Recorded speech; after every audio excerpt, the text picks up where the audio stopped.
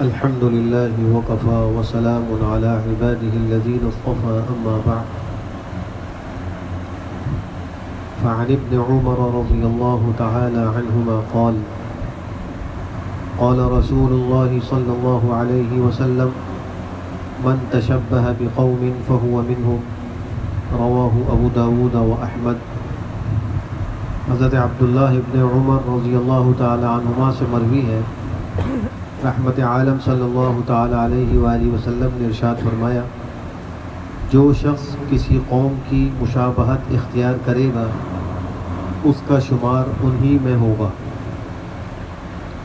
اس حدیث شریف میں سرکار دو عالم صلی اللہ تعالی علیہ وآلہ وسلم نے مشابہت سے جو اثرات انسانی زندگیوں پر پڑتے ہیں اس کا تذکرہ فرمایا ہے۔ اگر اچھے لوگوں کی مشابہت ہوگی تو اس کے اچھے اثرات مرتب ہوں گے، اور برے لوگوں کی مشابہت ہوگی تو اس کے برے اثرات مرتب ہوں گے۔ اور خود شریعت کے بہت سے احکام ایسے ہیں کہ ان کے اندر جب مشابہت غیروں کے ساتھ ہوئی تو وہاں عبادت کرنے سے بھی روک دیے گئے۔ دیکھیے کہ جب سورج طلوع ہو رہا ہو، نکل رہا ہو، عین سورج کے نکلنے کے وقت سجدہ کرنا اور نماز پڑھنا منع قرار دے دیا کہ جائز نہیں ہے۔ طلوع شمس کا وقت نماز کے لیے ممنوع ہے، سجدہ کرنے کے لیے ممنوع ہے۔ وجہ کیا ہے کہ اس وقت میں جو لوگ سورج کی عبادت کرتے ہیں تو وہ سورج کو پوج رہے ہوتے ہیں۔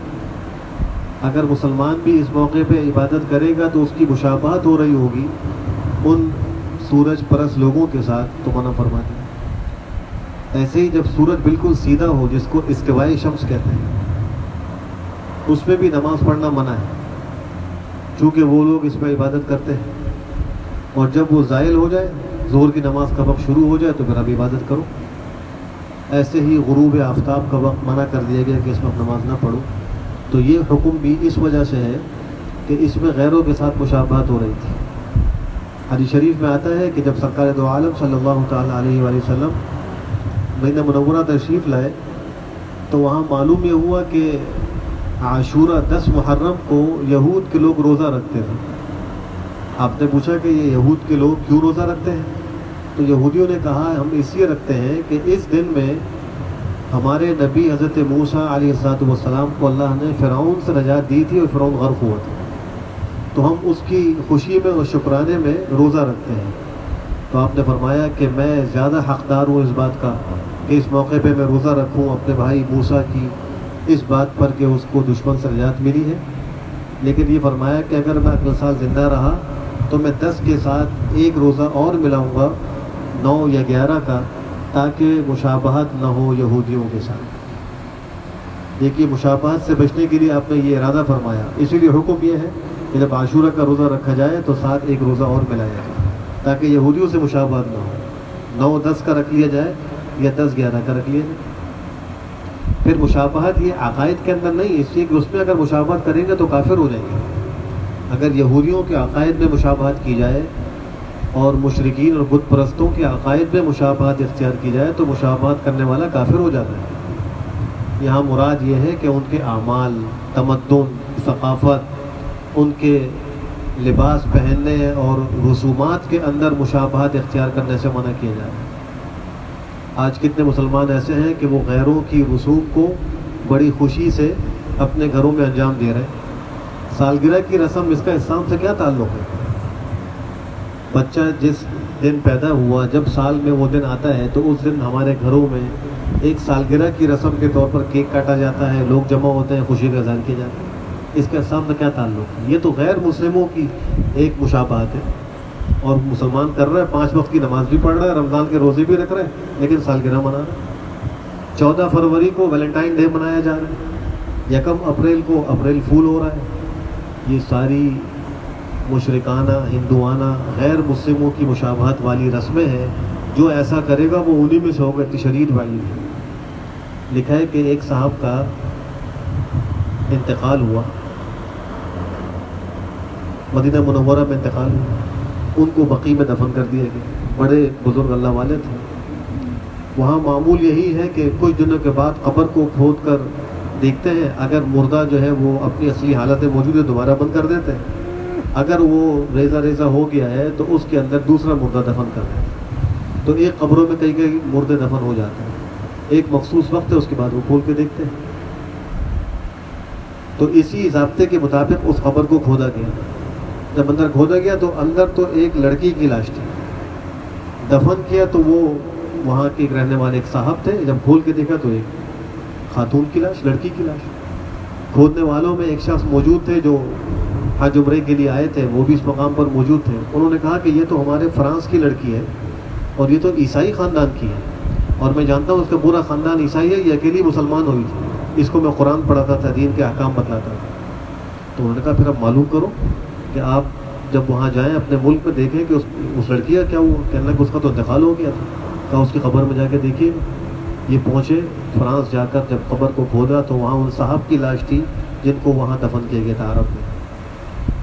اب ان کے گھر والوں سے تحقیق کی گئی, پوچھا گیا کہ کیا ماجرا ہے. کہا بڑے اللہ والے تھے, بڑے نیک تھے, لیکن جب ان کو غسل جنابت لاحق ہوتا تو وہ کہتا ہے مجھے عیسائیوں کا مذہب بڑا پسند ہے کہ ان میں غسل جنابت فرض نہیں ہے. اسلام میں تو یہ ہے کہ جب جنابت لاحق ہو تو غسل کرنا فرض ہے, اس کے بغیر انسان پاک نہیں ہوتا. اور عیسائیوں کے مذہب میں یہ ہے کہ غسل جنابت فرض نہیں ہے. تو غسل جنابت کے لاحق ہونے کے وقت وہ یہ کہا کرتے تھے کہ مجھے وہ مذہب پسند ہے. شاید یہی بات وجہ بن گئی اور ان کو یہاں مرنے کے بعد وہاں منتقل کر دیا گیا, اور وہ لڑکی جو جس کا خاندان سارا عیسائی تھا, مسلمان ہوئی, اس کو یہاں پہنچا دیا. یہ مشابہت اتنی خطرناک چیز ہے. اور اگر نیک لوگوں کی ہو تو اس کا فائدہ کیا ہوتا ہے. فرعون کے مقابلے میں حضرت موسیٰ علیہ السلام کو بھیجا گیا, انہوں نے جا کر دعوت دی اور اپنا معجزہ پیش کیا. معجزہ کیا تھا کہ وہ عصا تھا, جب اس کو زمین پہ ڈالتے تو اژدہا بن جاتا. فرعون اس کو دے کر بھاگا. اس نے کہا یہ تو جادوگر ہے, اور مقابلے کے لیے جادوگروں کو بلایا, سارے اپنی حکومت سے اور بادشاہت سے. وہ جادوگر جمع ہو گئے, ہزاروں کی تعداد میں. جادوگروں نے کہا کہ ہم چونکہ موسیٰ کا مقابلہ کرنے کے لیے آئے ہیں, تو انہوں نے حولیہ لباس انہی کی طرح کا اختیار کیا. سارے لوگ جمع تھے, ان کا لباس وہ تھا جو اللہ کے نبی حضرت موسیٰ علیہ السلام کا لباس تھا. مقابلہ ہوا, انہوں نے اپنی لاٹھیاں ڈالی, رسیاں ڈالی, اور وہ دیکھنے والوں کو ہلتے ہوئے سانپ معلوم ہوئے. اللہ نے حکم فرمایا کہ موسیٰ اپنا عصا ڈالو. شروع میں تو ان کو ایک ڈر لگا طبعی طور پر کہ اتنے زیادہ ہزاروں کی تعداد میں ایک میدان میں سانپ چل رہے ہیں. جب انہوں نے اپنا عصا ڈالا تو اللہ فرماتا ہے کہ یکا یک وہ اژدہا جو ہے وہ ان سب کو نگل گیا. جب یہ ماجرا دیکھا تو وہ ساحرین سجدے میں گر گئے اور کہا کہ آمنا برب موسیٰ و ہارون, ہم تو موسیٰ اور ہارون کے رب پر ایمان لے آئے. اللہ کی بارگاہ میں عرض کیا گیا کہ اللہ آپ نے اپنے نبی کو تو معجزہ اس لیے دیا تھا کہ فرعون مسلمان ہو جائے, ایمان لے آئے, اور اس معجزے کو دیکھ کر فرعون تو مسلمان نہیں ہوا, لیکن مقابلے میں جو ساحر جادوگر آئے تھے وہ مسلمان ہو گئے. یہ کیا ماجرا ہے؟ اللہ نے ارشاد فرمایا کہ یہ جادوگر میرے محبوب نبی کی مشابہت اختیار کر کے آئے تھے. میری غیرت و حمیت نے گوارا نہیں کیا کہ میں ان کو ناکام لوٹاؤں. میں نے ان کو ایمان کی توفیق بخش دی, مسلمان ہو گئے. اور ایمان بھی کیسا ملا؟ فرعون نے کہا کہ میں تمہیں سولی پہ لٹکاؤں گا, تمہارے ہاتھ پیر کو کاٹوں گا, تمہیں عبرت کا نشان بناؤں گا. انہوں نے کہا میں کوئی پرواہ نہیں, ہم تو اپنے پروردگار کے پاس جا رہے ہیں, تم کیا کرو گے؟ بہت سے بہت ہمیں مار دو گے نا, ہم نے مرگی بھی اللہ کے پاس جانا ہے. بس جو ہم سے پہلے غلطیاں ہو گئی اللہ اس کو معاف کر دے, بس یہی بڑی بات ہے. ایسا پکا ایمان کو نصیب ہو گیا. اگر اچھے لوگوں کی مشابہت ہو تو اس کے اثرات یہ ہوتے, اور بروں کی مشابہت ہو تو اس کا اثر دیکھ لیجئے کہ لاش کہاں سے کہاں پہنچ. ہم اس مسئلے کو معمولی مسئلہ سمجھتے ہیں. مسلمان لباس میں مشابہت اختیار کر رہا ہے, وہ لباس پہنتا ہے جس پہ سطر کھل رہا ہے. عورتیں وہ لباس پہن رہی ہیں جو غیر مسلموں کا لباس ہے, ہندوؤں کا لباس ہے, عیسائیوں کا لباس ہے. ہمارے یہاں مارکیٹوں میں وہ بک رہا ہے. چھوٹے بچوں کا لباس لینے جائیں تو بغیر تصویر والا لباس نہیں ملتا. کوئی مسلمان یہ کہنے والا نہیں رہا کہ بھئی میرے گھر میں جاندار کی تصویر کیوں آئے, مجھے ایسا لباس دو جس پہ تصویر نہ ہو. بچوں کو بچپن سے ایسا لباس پہناتے ہیں, شارٹس پہنائے ہوئے ہیں, گھٹنے ان کے کھلے ہوئے, اور اس کو ذرا بھی کچھ انسان محسوس نہیں کرتا. بھئی آزادی ہے, یاد رکھیے ہم نے کلمہ پڑھا ہے, ہم اسلام میں داخل ہوئے ہیں, ہم اسلامی احکام کے پابند ہیں. من تشبہ بقوم فہو منہم. اور ایک جگہ تو اللہ سبحانہ وتعالیٰ نے ارشاد فرمایا وَلَا تَرْكَنُوا إِلَى الَّذِينَ ظَلَمُوا فَتَمَسَّكُمُ النَّارُ. ظالموں کی طرف تھوڑا سا بھی میلان مت کرنا ورنہ تم کو جہنم کی آگ لگے گی. ذرا سا میلان بھی ہوگا تو جہنم کی آگ لگ جائے گی. اور یہاں تو پوری کی پوری مشابہت ہو رہی ہے. تو اپنی صورت کو، اپنی سیرت کو اللہ والوں کی، اللہ کے نیک لوگوں کی شکل و صورت کے مطابق بنائیں، تاکہ کل اللہ کو یہ کہہ سکیں کہ یا رب تیرے محبوب کی شباہت لے کے آیا، حقیقت اس کو تو کر دے، میں صورت لے کے آیا، نہ شوکت لے کے آیا ہوں، نہ دولت لے کے آیا ہوں، محبت لے کے آیا ہوں، محبت لے کے آیا ہوں۔ اللہ ہمیں عمل کی توفیق نصیب فرمائے۔ آمین یا رب العالمین۔ الحمدللہ رب العالمین والصلاۃ والسلام۔